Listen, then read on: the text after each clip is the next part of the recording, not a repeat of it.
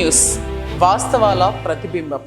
Welcome to be news. Yanam ఎన్నికలకు సర్వం సిద్ధం. కాకినాడ యానాం అసెంబ్లీ ఎన్నికల నిర్వహణకు అన్ని ఏర్పాట్లు పూర్తయ్యాయి. పోలింగ్ నిర్వహణ కోసం నియమించిన సిబ్బంది ఈవీఎం యంత్రాలతో కలిసి సంబంధిత పోలింగ్ కేంద్రాలకు తరలి వెళ్లారు. మొదటిగా సెక్టార్ 6 పరిధిలోని సావిత్రినగర్, గిరియాంపేట ప్రాంతాల పోలింగ్ కేంద్రాలకు సిబ్బంది చేరుకున్నారు. అక్కడ అవసరమైన ఏర్పాట్లు పూర్తి చేసి పోలింగ్ కు సిద్ధమయ్యారు. రేపు ఉదయం 5 గంటలకు మాక్ పోలింగ్ నిర్వహించనుండగా ఉదయం 7 గంటలకు అధికారికంగా పోలింగ్ ప్రారంభం కానుంది. ఎన్నికల ప్రక్రియను సజావుగా నిర్వహించేందుకు అధికారులు అన్ని జాగ్రత్తలు తీసుకున్నారు. పోలింగ్ కేంద్రాల వద్ద బూత్ ఏజెంట్లు ఉదయం 5 గంటలకే హాజరు కావాలని ఎన్నికల అధికారి సూచించారు.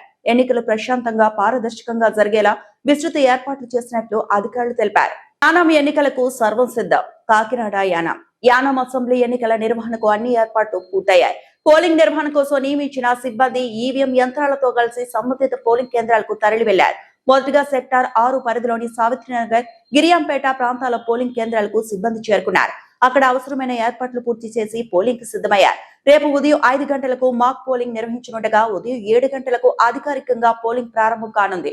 ఎన్నికల ప్రక్రియను సజావుగా నిర్వహించేందుకు అధికారులు అన్ని జాగ్రత్తలు తీసుకున్నారు. పోలింగ్ కేంద్రాల వద్ద బూత్ ఏజెంట్లు ఉదయం 5 గంటలకే హాజరు కావాలని ఎన్నికల అధికారి సూచించారు. ఎన్నికలు ప్రశాంతంగా పారదర్శకంగా జరిగేలా విస్తృత ఏర్పాట్లు చేసినట్లు అధికారులు తెలిపారు.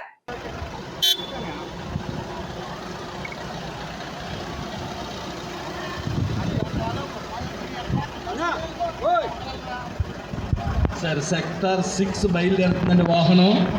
అందరూ all the best please. Sector 6 Savitri Nagar Giriyampeta.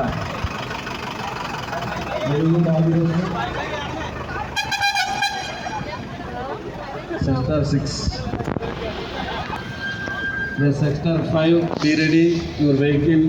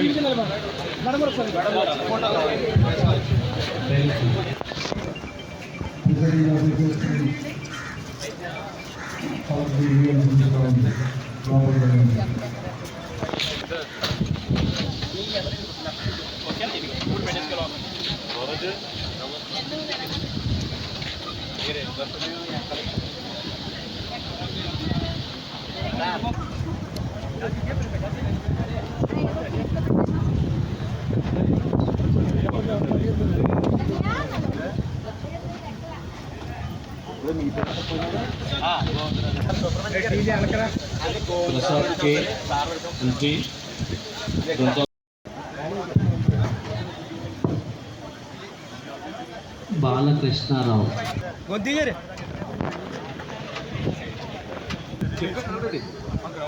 Sir please Daryal depot sector officers EVM collect చేసుకున్నారు. Please go inside. I'm repeating sector 5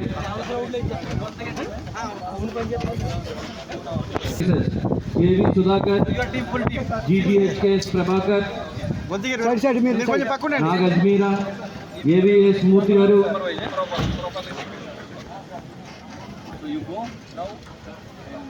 you Jayaprakash, Venkatalakshmipathiraju, V presiding officer. I request వీళ్ళందరూ కూడా లోపలికి వెళ్ళండి sir. Please go strong.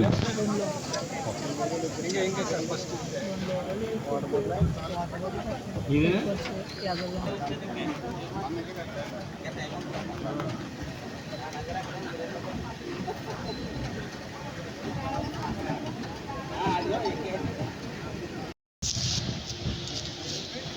Veerabhadrarao.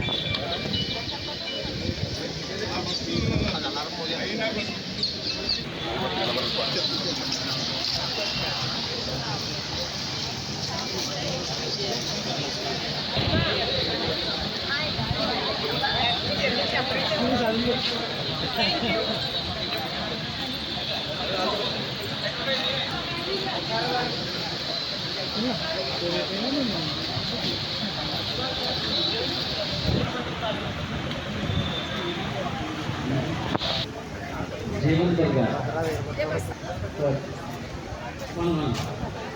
Please note sir polling booth number 1 Madepalli Sambaraju ఓటే అండి ఆరుగురు ఓటే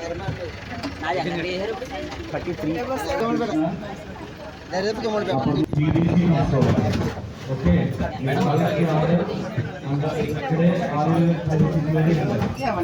please Day, pre-poll day. We have arranged everything.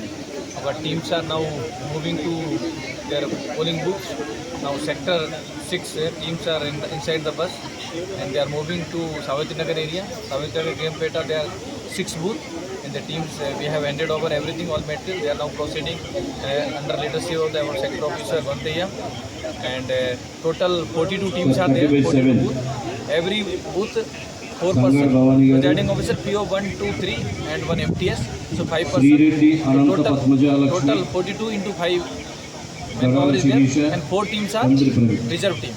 So if any emergency there, so that we can replace the person. So everything ready. Law and order also morning evening. Everywhere we have sent our forces, CISF and SAP Odisha. So vulnerable booths, they are 13 number. We are having full company, full section 8 number.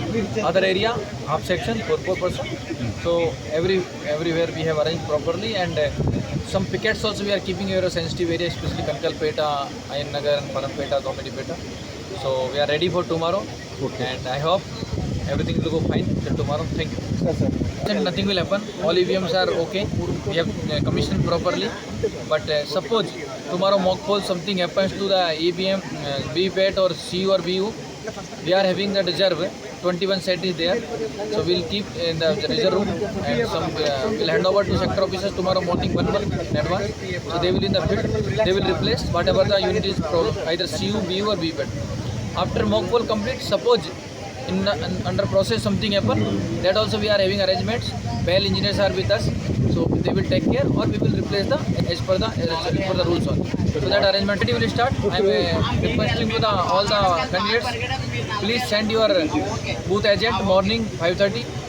Otherwise we have to start after 20 minutes without agent also, and sharp 7 o'clock poll will start. So I am public, come as early possible and start your casting the vote. And evening 6 o'clock it will be finished. Okay. కేంద్రపాలిత ప్రాంతమైన యానాంలో దళిత నేత పౌర హక్కుల సంఘం అధ్యక్షుడు పెనుగుమట్ల Vishnumurthy media సమావేశం నిర్వహించారు. కేంద్రపాలిత ప్రాంతమైన యానాంలో దళిత నేత పౌర హక్కుల సంఘం అధ్యక్షుడు పెనుగుమట్ల విష్ణుమూర్తి మీడియా సమావేశం నిర్వహించారు. 9వ తారీఖున జరగబోయే ఎన్నికల్లో దళితులందరూ కాంగ్రెస్ పార్టీ 1వ నెంబర్ గుర్తు ఓటు వేసి గొల్లపల్లి శ్రీనివాస్ అశోక్ ని అఖండ మెజార్టీతో గెలిపించాలని పిలుపునిచ్చారు. మాయమాటలు నమ్మి దళితులను మోసపోవద్దని విష్ణుమూర్తి అన్నారు. వారందరూ కూడా విద్యావంతులు, జ్ఞానవంతులు ఉన్నారు. వారికి ఎవరికి ఓటేయాలో వారికి బాగా తెలుసు. ప్రతిసారి కూడా జ్ఞానవంతులకి షెడ్యూల్ కులాలు ఒక కీలకమైన ఓటు బ్యాంక్ ఉంది యానంలో. ఏ పార్టీ అధికారంలో రావాలన్నా ఎస్సీ ఓట్ల వల్లనే అధికారానికి వస్తారు.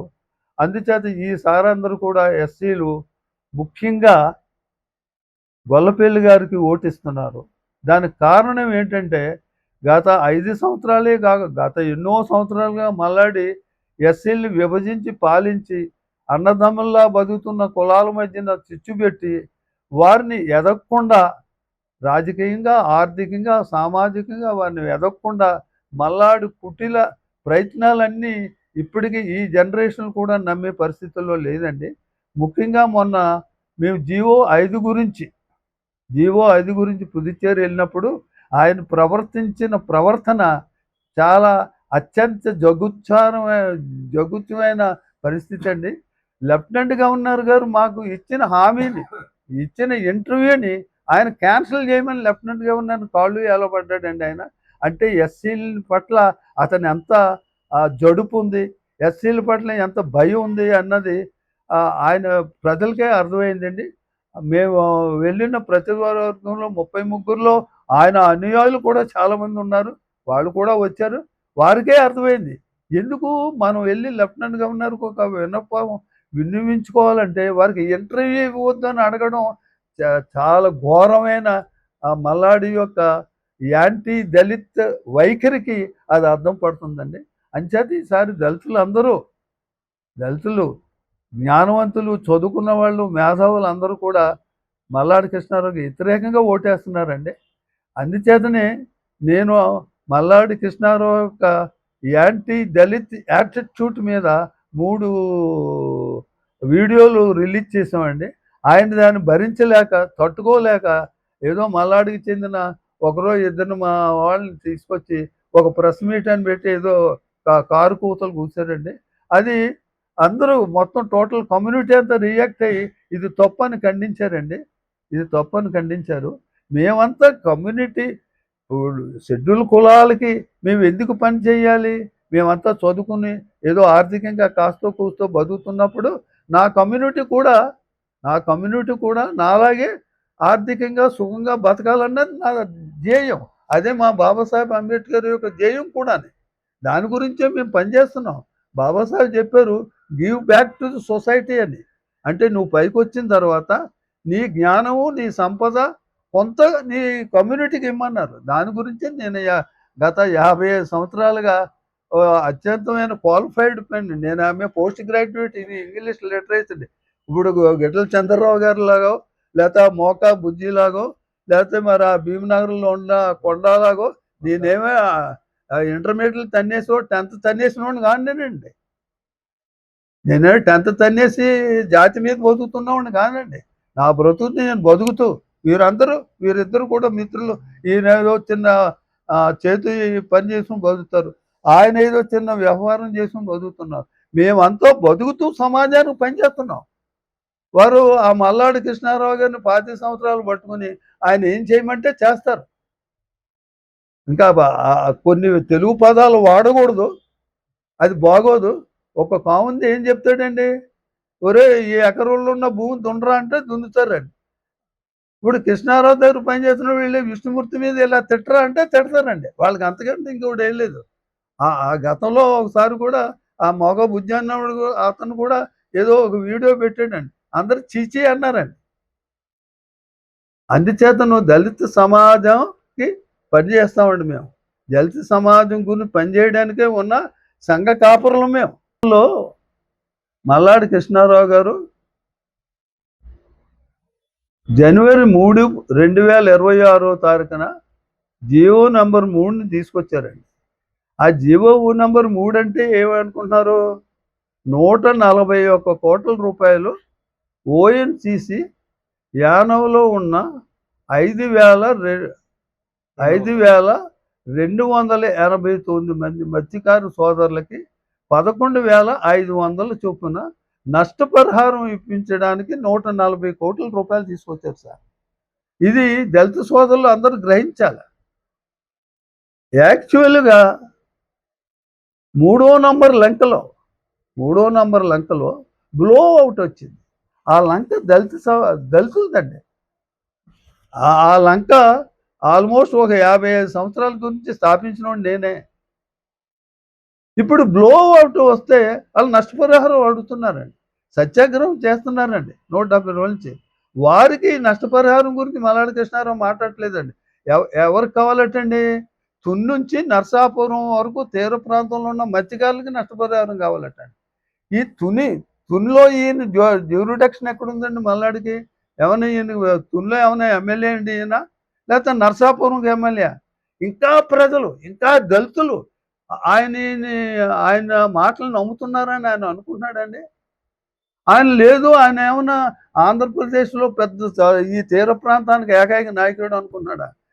ఇలాంటి కళ్ళబొల్లి కబుర్లు చెప్పండి, కులాలని ముక్కలు చేసండి, అన్నదమ్ముల మధ్య చిచ్చు పెట్టండి. ఇది అన్ని కులాల్లోనండి, ఇది ఒక కులం కదండి, అన్ని కులాల్లోనూ. ఇంకా కూడా అన్ని కులాలు ఉన్న పెద్ద కులాలని చెప్పుకున్న వాళ్ళు కూడా ఆయన కాళ్ళ దగ్గర తేగుతుంటుంటే, ఇప్పుడు మా దళితులు అయితే పోనీ ఏదో పేదవాళ్ళు ఆయన చెప్పిన ఏదో కళ్ళబొల్లి మాటలు నమ్ముతున్నారు అంటే, మా వాళ్ళు ఎవరు నమ్మట్లేదండి అతను. మా వాళ్ళు అంతా జ్ఞానవంతులు, చదువుకున్న వాళ్ళే, ఏదో కొద్దిమంది అటెండ్. సరే మా ఉద్యోగస్తులు కూడా ఉన్నారు, మా ఉద్యోగస్తులు అతను పెడుతున్న బాధలు ఏంటండి? ఎన్నో బాధలు. ఓసారి ఒక ఎస్ఐ ఉండి అడ్మినిస్ట్రేటర్ ఆఫీస్లో సూపరింటెండెంట్గా నియమించిందండి గవర్నమెంట్. ఈయన వెళ్ళి చెప్పాడు, ఈ అడ్మినిస్ట్రేటర్ ఆఫీసులో సూపరింటెండెంట్గా ఎస్ఐ వాడు పనిచేయడయ్యా అని ఆయన తీశాడు. ఆ సూపరింటెండెంట్ ఆయన వెనకాల తిరుగుతున్నాడు ఇవాళ. ఒక ఆవిడ పాపం చనిపోయింది. ఆవిడ ఒక విద్యాశాఖలో ఉన్నత పదవి ఇచ్చారు, ఈవిడ పనిచేయదు అన్నారు. ఇవన్నీ మేము దెబ్బలాడాం సార్, ఇవన్నీ దెబ్బలాడి ఆవిడకి చిన్న పోస్ట్ కంటే మేము పాడిచేరి స్టేట్లోనే హైయెస్ట్ పోస్ట్ వేసాం. పాపం ఆవిడ స్వర్గీయురాలు, ఆవిడ పేరు మనం చెప్పుకోవడం బాగోదు ఇక్కడ. ఆవిడ ఆత్మకు శాంతి కలగాలని నేను కోరుకుంటున్నాను. ఏం చేతుందంటే ఆవిడ పోరాటం చేసింది, ఒక మహిళా ఉద్యోగస్తురాలుగా ఆవిడ పోరాటం చేసింది మల్లాడి కృష్ణారావు ఒక నిరంకుశత్వం మీద.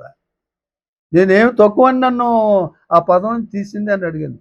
ఇక్కడ యానంలో కీలు బొమ్మ ఉద్యోగులండి, కీలు బొమ్మ. వాడికి ఏమి వెన్నెముక్క కూడా ఉండదండి.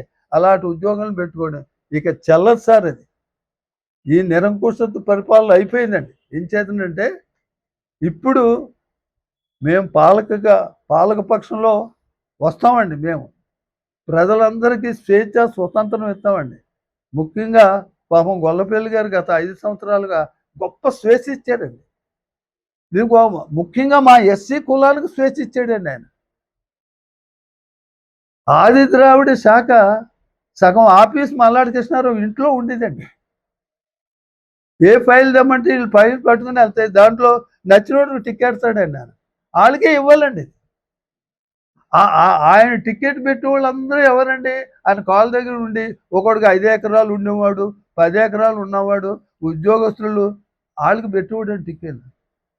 ఈ గొల్లపల్లి గారు వచ్చిన 5 సంవత్సరాల్లో ఆయన ఎవరికి టికెట్లు పెట్టలేదండి. ఎవరిని ఆయన ఇంటికి రమ్మలేదు, దరఖాస్తు ఇవ్వడానికి కూడా రమ్మలేదు. కాకపోతే ఎమ్మెల్యే సంతకం ఎక్కడైనా అవసరం అంటే ఆయన దగ్గరికి వెళ్తే సంతకం పెట్టి ఇచ్చేవాడు. అడ్మినిస్ట్రేటర్లే చేశారు. నేను మీకు ఒక ఉదాహరణ చెప్తున్నా. ఈ సంవత్సరం 175 ఆది ద్రావిడ ప్రజలకి 175 ఆది ద్రావిడ ప్రజలకి దీర్ఘకాలిక రోగాలకు గురవుతున్న వాళ్ళకి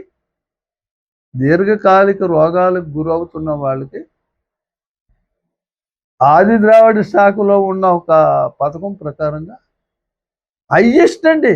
ఈ సంవత్సరం 175 మందికి అందరూ దరఖాస్తు పెట్టుకున్న వాళ్ళు అందరికీ ఇచ్చేసారు ఆర్థిక సహాయం. ఇది ఎవరు సొమ్మండి? మాకు 480 కోట్లు ఉందండి ఆది ద్రావిడ శాఖకి సంవత్సరానికి. మాకు ఫిషరీస్కి ఎంత ఉందండి? ఫిషరీకి 1 కోటి రూపాయలు కూడా లేదండి, 1 కోటి రూపాయలు కూడా లేదండి. నేను కావస్తే 2025 ఇది 24-25లో రంగస్వామి గారు ప్రవేశపెట్టిన బడ్జెట్ సార్. బడ్జెట్ పుస్తకం మొత్తం అన్ని స్కీములు కూడా. దీంట్లో మత్స్యకారులకు ఇచ్చిన ఆ డిపార్ట్మెంట్కి ఇచ్చిన నిధుల్ని అంటే నేను అన్ని వివరించి మీకు చెప్పమంటే చెప్పదాను. ఇది ఒక డిఫరెంట్ సబ్జెక్టు. మా రూపాయలు ఆది ద్రావిడులకి ఇచ్చారు సార్ మాకు. ఇదిగోనండి 8 కోట్లండి మాకు మా బడ్జెట్. మాకు డబ్బుకి ఒకటిగా ఇదిగోండి 488 కోట్లండి మాకు యాన్యువల్ బడ్జెట్. దీన్ని కృష్ణారావు దయ ఏంటండి మాకు? ఇతను పెత్తనం ఏంటండి మా మీద? ఇతను ఇప్పించవలసిన అవసరం ఏంటండి మాకు?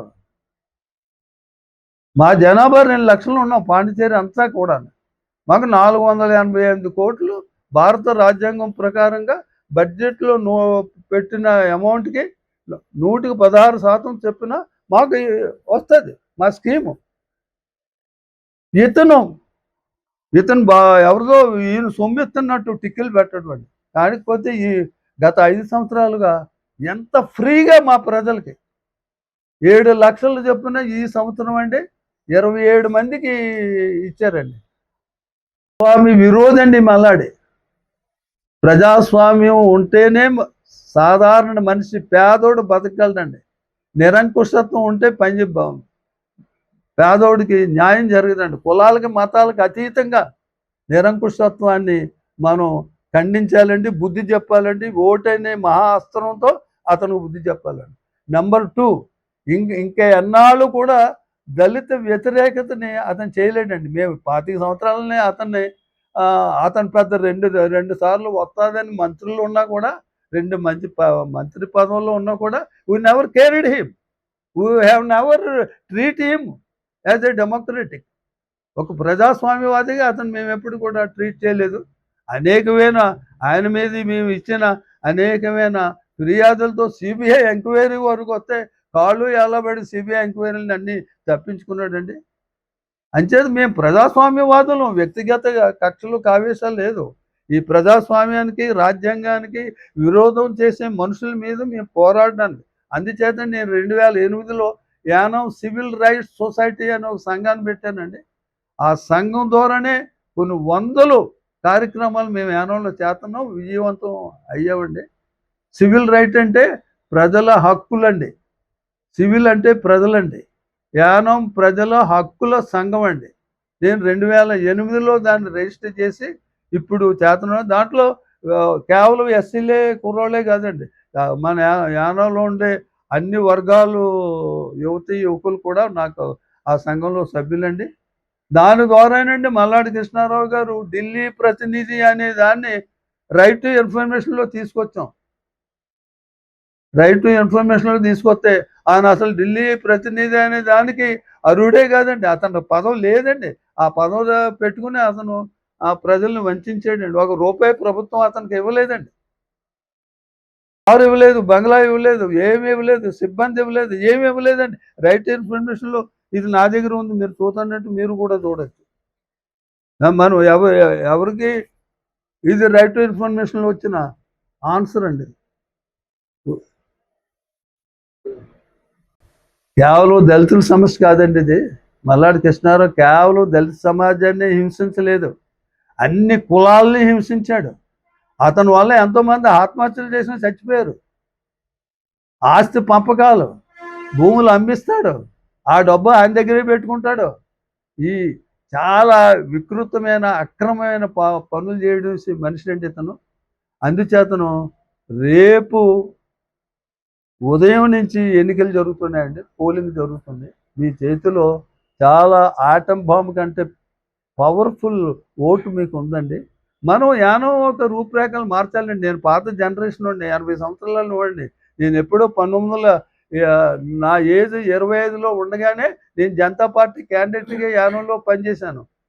ఎన్టీ రామారావు గారు 1985లో తెలుగుదేశం పార్టీ క్యాండిడేట్గా యానంలో పెట్టింది. నేను ప్రజాస్వామ్యానికి పనిచేసే మనిషిని. అక్రమం, అవినీతి పనిచేసే నాట్ ఓన్లీ కృష్ణారావు, ఎవడు పనిచేసినా మేము ఊరుకోము. అందుచేత రేపు జరగబోయే ఎన్నికల్లో అవినీతి పరులు, అక్రమదారులు, ప్రజాస్వామ్య విరుద్ధులు వీళ్ళందరికీ తిప్పుకొట్టి గొల్లపల్లి 5 సంవత్సరాల్లో నేను కరెక్ట్గా చూశానండి. Most democratic personality, is a educated person, MBA చదువుకున్నాడు ఆయన మీద నేను ఈయన గురించి కంపారిజన్ చేయవలసిన అవసరం లేదండి. కాకపోతే మీ చేతిలో ఉన్న పవిత్రమైన ఓటే గొప్ప మార్పుకి మూలం. మన యానాన్ని గొప్ప మూలం, గొప్ప మార్పుకి గొల్లపల్లికి ఓటేయాలా, ప్రజాస్వామ్యాన్ని, రాజ్యాంగాన్ని రక్షించుకోవాలా. ముఖ్యంగా కాంగ్రెస్ అంటేనే ఈరోజు దళితులు, మైనారిటీలు, ఓబీసీలు, సామాన్య ప్రజలకి ఒక రక్షణ కవచం.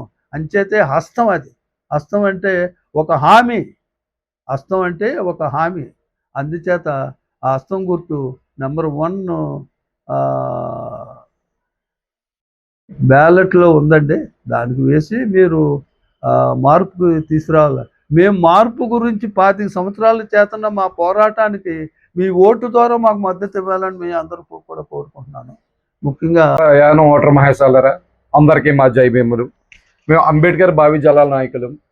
మా కళాయమణి విష్ణుమూర్తి గారు, పునుగమంటి విష్ణుమూర్తి గారి జన్మిత రిటైర్ అయినటువంటి ఆధ్వర్యంలోనే 25 సంవత్సరాల నుంచి దళిత పోరాటాలు చేస్తూ నిరంతరం కృషి చేసే వ్యక్తులము మేము అందరము. దయచేసి ఓటర్ మహేశాలరా, ప్రతి ఒక్కరూ గమనించండి. ఈరోజు రాజ్యాంగ విద్రోహి మల్లాడి కృష్ణారావు గారు రాజ్యాంగం తొంగలో తొక్కి ఇక్కడ దళితులపై అరాచకాలు సృష్టించి దళితుల్ని ఎదగకుండా చేసేవాడు. సోదరులారా, దళిత సోదరులారా, ప్రతి ఒక్కరు ఆలోచించండి. ప్రతి ఒక్కరు మీ నిర్ణయం జాగ్రత్తగా తీసుకుని మీ అమూల్యమైన ఓటును మీకు ఇష్టమైన వ్యక్తికి ఓటేసి, అదేవిధంగా మన గొల్లపల్లి అశోక్ శ్రీనివాస్ గారు పోటీ చేసిన కాంగ్రెస్ పార్టీపై మీరు అత్యధికైన మెజార్టీ ఇస్తారని వేడుకుంటున్నాం. అంతేకాకుండా ప్రజలారా, ప్రజలకు ప్రతి ఒక్కరికి తెలిసినంత యానం ప్రజలందరూ తెలివైన ప్రజలు, మేధావులు. అందరూ ఆలోచించండి. ఆలోచించి మీ నిర్ణయాన్ని మంచి నిర్ణయం తీసుకుని రాబోయే తరానికి మంచి జరగాలి, మంచి నాయకుడు రావాలి, మంచి పరిపాలన జరగాలనేది ప్రతి ఒక్కరు ఓటర్ మహేశాలందరూ, యానం ప్రజలందరూ వేడుకొంచున్నాము. అంతేకాకుండా గత 20 సంవత్సరాల నుంచి మల్లాడి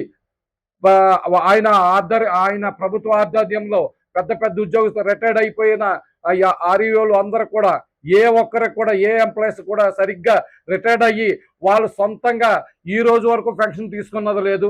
ఎందుచేతనంటే వాళ్ళందరినీ ఏదో కేసులో పెట్టి ఇరికించి వీళ్ళు అన్యాయంగా బుక్ చేశారు. చాలా మంది ఆర్ఈఓలు ఈ రోజు వరకు వాళ్ళు పెన్షన్, ఎవరైనా ఆ ఉద్యోగం రిటైర్డ్ అయిన తర్వాత పెన్షన్ తీసుకుని హ్యాపీగా బతుకుతారు. కానీ ఈయన వల్ల చాలా మందికి పెన్షనే రాలేదు, ఉద్యోగస్తులకు ఎవరికే పెన్షన్ రాలేదు. దయచేసి ప్రతి ఒక్కరు గమనించవలసిన కోరుచున్నాం.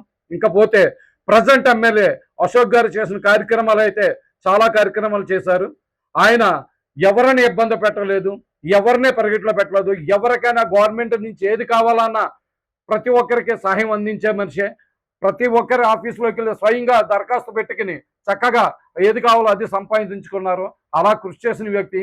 గత 5 సంవత్సరాలకు మన మంచి జరిగింది.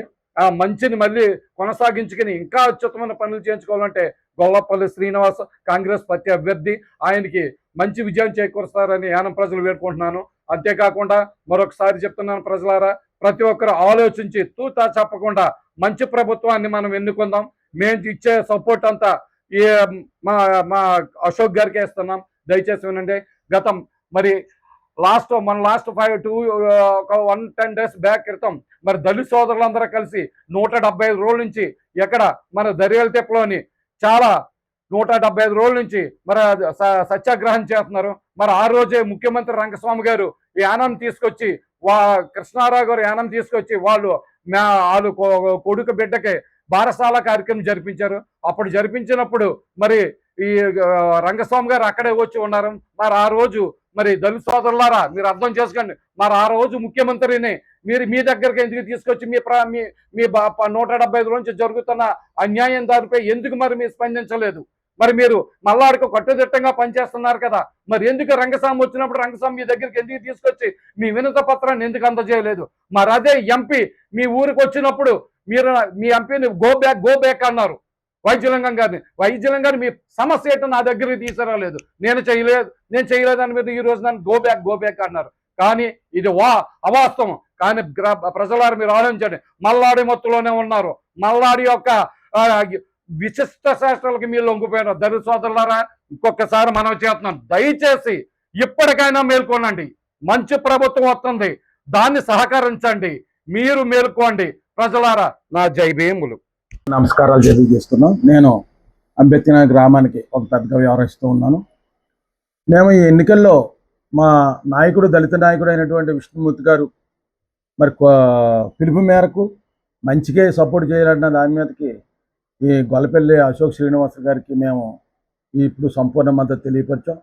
ముఖ్యంగా నిరంకుశత్వ పరిపాలన అనే నినాదాన్ని విష్ణుమూర్తి గారు కానీ, నేను కానీ, వెలగా రాజేశ్వరరావు కానీ, మా సోదరుడు ప్రహ్లాదుడు కానీ ఈ విషయమే మేము ఊరు వాడలా మనం ప్రచారం చేసి నిరంకుశత్వం ఎలా ఉంది అనేటువంటిది ఇంతకుముందు జరిగిన విషయాలన్నీ కూడా మళ్ళీ ప్రజలు ఒకసారి వెనక్కి వెళ్ళి నెవర వేసుకుని ఆహా ఎంత బాధపడ్డామా అనేటువంటి వారికి స్పృహ వచ్చే విధంగా మేము ప్రచారం చేస్తాం. ఖచ్చితంగా ఈ ఒక్క విషయమే కాదు, నిరుద్యోగ సమస్య కానీ లేకపోతే ప్రజాధనాన్ని ఏ విధంగా అతను భ్రష్టు పెట్టించి పక్కదారికి మళ్లించడానికి కానీ, అదేవిధంగా ఎస్సీ నిధులు యానం వచ్చిన తర్వాత మళ్ళీ అవి ఎస్సీలకు ఉపయోగపడకుండా ఏ విధంగా మళ్ళీ వెనక మరలిపోయి జనరల్ కేటగిరీలో మళ్ళీ యానం వచ్చి అనే విషయాన్ని కూడా మేము ఓటర్లందరికీ నిత్యం మేము మా ప్రసంగాల ద్వారా ఉపన్యాసాల ద్వారా మేము చేసుకుంటూ గొల్లపల్లి అశోక్ విజయానికి పాల్పడుతున్నాం. ముఖ్యంగా రాజీవ్ గాంధీ గారు మన 7వ తారీఖున వచ్చినప్పుడు మరి 6వ తారీఖున పుదుచ్చేరిలో పర్యటించినప్పుడు ఏమేమి హామీలు ఇచ్చారు అనేటువంటిది విష్ణుమూర్తి గారు మరి ఇప్పటికే వివరించి ఉన్నారు. ఈ హామీలన్నీ కూడా నిరుద్యోగులకు కానీ మరి ఎస్సీ వర్గాలకు కానీ పారిశ్రామిక విధానం కానీ ఇవన్నీ కూడా చక్కని అంశాలుగా కూడా మీరు అందరూ తెలియపోతే చదవండి. చదివి మీరు తప్పనిసరిగా ఆ విధానాలు కానీ యానంలో అమలు కానీ అయినట్లయితే కంపల్సరిగా నిరుద్యోగ సమస్య ఉండదు, ఆరోగ్య సమస్య ఉండదు, ఆసుపత్రులు కూడా మరి బాగుపడతాయి. చిన్న చితగా పరిశ్రమలు ఏర్పరచుకున్న వాళ్ళకి కానీ మహిళలకు కానీ మరి కొన్ని కోట్ల రూపాయలు రుణం ఇస్తానని చెప్పేసి ఉన్నారు. ఇవన్నీ కూడా ఒక మానవ మనుగడకి మానవ జీవనానికి కూడా ఎంతో ఉపయోగపడే విధంగా ఉన్నాయని గ్రహించాలని చెప్పేసి ఓటర్ మహాశయులు కోరుతూ ఉన్నాం. ముఖ్యంగా నిరంకుశత్వ పరిపాలన పోవాలా. మరి ఒక యువకుడు 21లో వచ్చి నమస్తే అనమంటూ వచ్చి మరి అప్పుడు మల్లాడి కృష్ణారావు గారు రంగస్వామిని ఇక్కడ CM candidate Puducherry CM candidate రంగస్వామిని ఇక్కడ బరిలో నిలబెట్టినా కానీ ఆయన్ని కూడా ఓడించి మరి విజేత నిలిచినటువంటి గొల్లపల్లి అశోక్ని మరి ఈసారి కూడా నెగ్గించుకోవాల్సింది ఎంతైనా ఉంది. మన ప్రహ్లాదుడు కానీ విష్ణుమూర్తి గారు కానీ చెప్పినట్టు గత 5 సంవత్సరాలు కూడా ఏ విధంగానూ కూడా బానిసల్లాగా అక్కడికి వెళ్ళి బతకడం కానీ అది లేదు. ముఖ్యంగా ఇంకో విషయం, ఈ అప్లికేషన్లు అనేటివి ఆఫీసులో ఉండాలి కానీ ఎమ్మెల్యే గారు గత కృష్ణారావు గారి ఇంటికాడే ఉండడం జరిగింది. ఒక వృద్ధాప్య పెన్షన్ కానీ లేకపోతే ఇంటి పట్టా కానీ ఇలాంటి అనేక సమస్యలన్నీ కూడా తన ఇంటికాడే పెట్టుకుని తన చేతిలో పెట్టుకున్నది. యానం ప్రజలందరూ గ్రహించాలి. దీన్నే నిరంకుశత్వం అంటారు. నిరంకుశత్వం అంటే నీకు ఆఫీసులో దొరకవాలని ఆయన ఇంటికాడ దొరుకుతుంది అంటే ఆయన ఇంటికి వెళ్ళాలా, మీరు దేకాలా, కింద కూర్చోవాలా.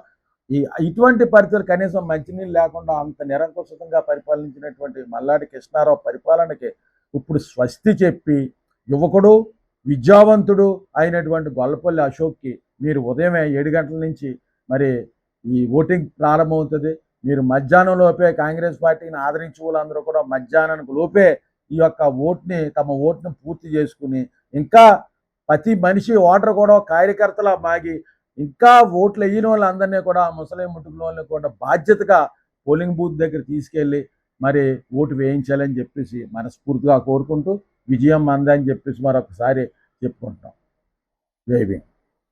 కేంద్ర పాలిత ప్రాంతమైన యానంలో శెట్టి బలిజ సంఘం పెద్దలు 9వ తారీఖున జరగనున్న ఎన్నికల్లో కాంగ్రెస్ పార్టీ అభ్యర్థి గొల్లపల్లి శ్రీనివాస్ అశోక్ ఓటు వేసి గెలిపించాలని పిలుపునిచ్చారు.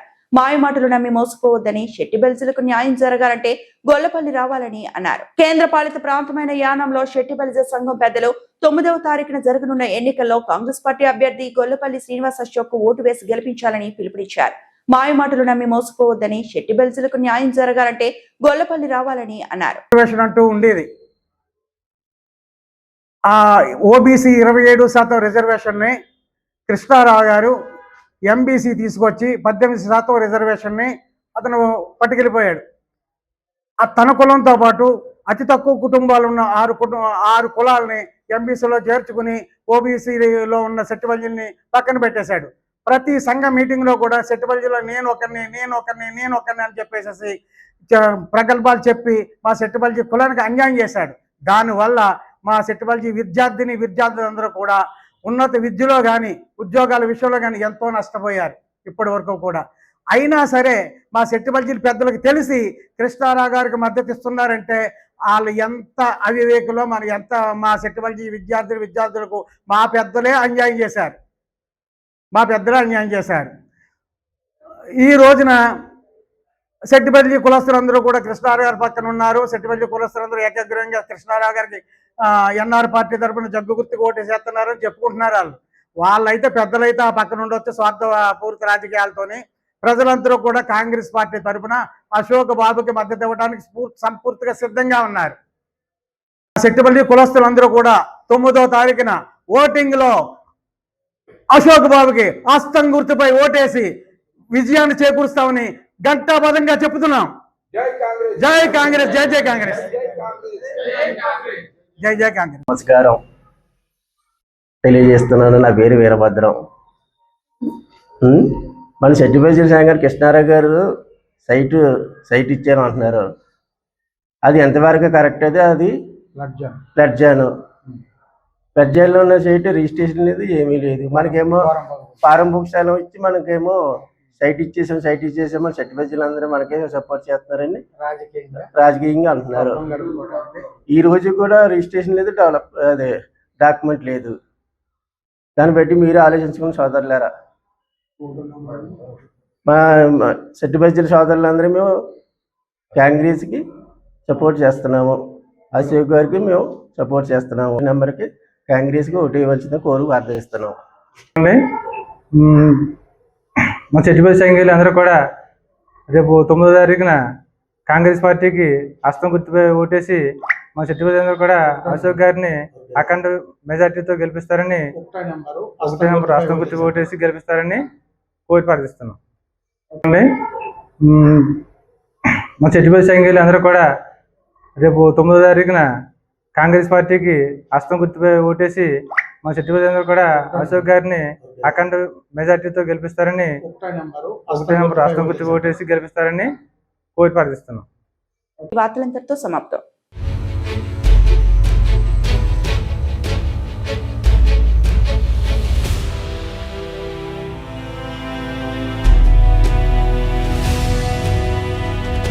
బీ న్యూస్, వాస్తవాల ప్రతిబింబం.